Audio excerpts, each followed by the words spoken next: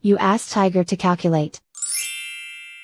This deals with linear inequalities with one unknown. The final result is x greater than 2. Let's solve it step by step. Group all x terms on the left side of the inequality. Subtract 4x from both sides.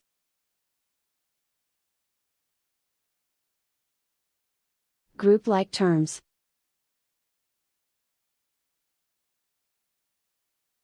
Simplify the arithmetic.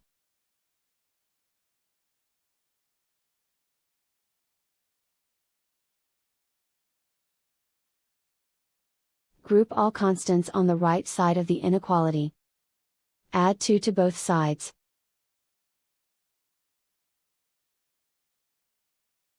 Simplify the arithmetic.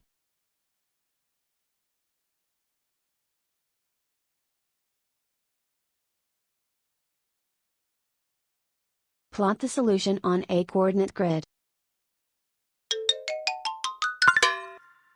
And so the final result is x greater than 2.